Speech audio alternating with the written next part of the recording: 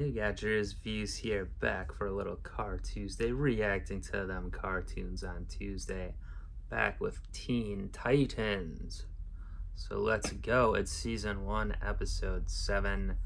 This one's called Switched. So no idea what the plot line is going to be, but maybe some of the teams switches positions with each other. I guess they don't exactly have positions so far that we've seen in terms of like Robin's the leader, but then I don't know what the other kind of roles necessarily are so far.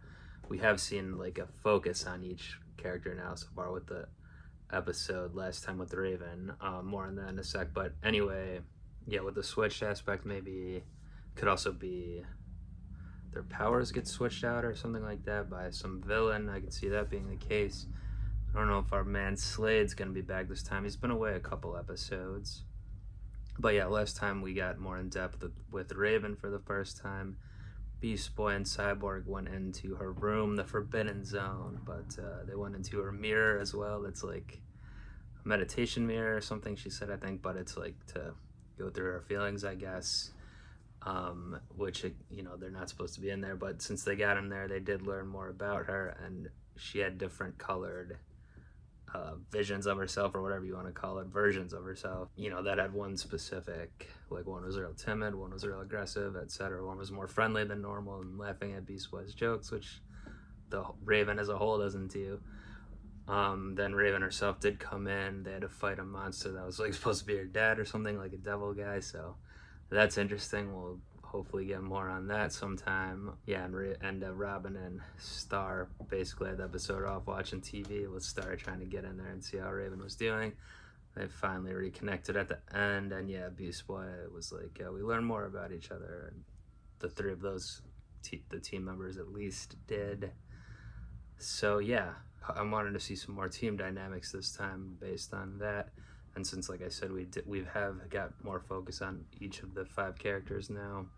So yeah, hopefully we get that. Hopefully get an interesting villain in here. And I'm ready to roll on into it. Let's go. Switch it up.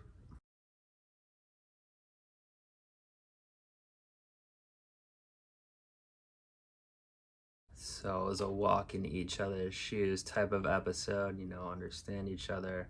And the switch, yeah, that is a common thing. I was kind of saying in the intro it could be a power switch or something, but yeah, I didn't specifically think characters literally switch brains deal, which does happen in a lot of shows, especially where magic or powers can be as part of the plotline.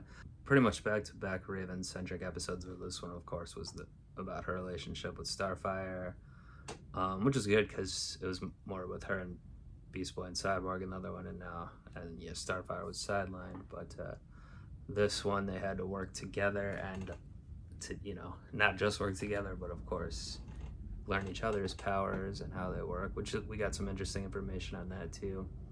I mean, Raven does seem to be the most standoffish, of course, of the group, and she has the hardest time dealing with the other members. But we learn, I guess, it's because like her emotion controls her power so much that she tries to keep it reserved. And Starfire's like intrusions and kind of personality, it obviously can be annoying. But it's good at the end there. She's like, or they try to learn each other more. Starfire learns meditation. Raven agrees to hang out with her, etc. Yeah, and then I guess so Starfire's powers we learned work like you have to feel righteous anger or the joy of flying. So that's also kind of emotion based, maybe not specifically emotion, but like feeling based, I guess, which is interesting. Yeah, and this was maybe one of the first times too we saw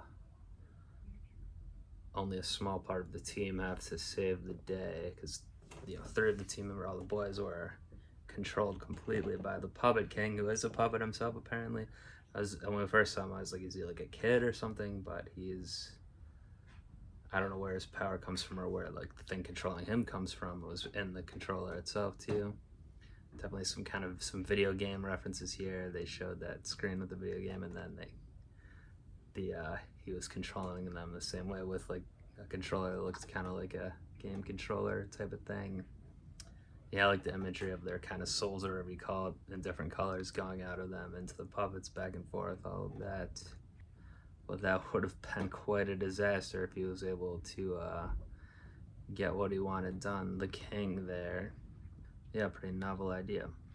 Anyway, yeah, the one thing is, I've had this kind of complaint, if it is a complaint, with other Switch personality or Switch body episodes of shows where, especially the animated ones, like, I do feel like their voice should be the same. Like, wouldn't it make more sense if Star's voice she was still Star, and like Raven was her now, but still had Star's voice, and vice versa, rather than their voices are completely normal, just another one. I mean, I kind of get it. It's just easier to do it like that and more clear who's talking and stuff, but it doesn't make complete sense. I don't know. I just think it would be fun for the actors to imitate each other. I guess it's pretty early on in the show for that, though. Only the 7th episode there. Anyway, got what I wanted from that one. Another good ep. I'll be back next time for episode 8 of Teen Titans. Join me next Car Tuesday for that one. And until that time, I'll be up out of here. Peace.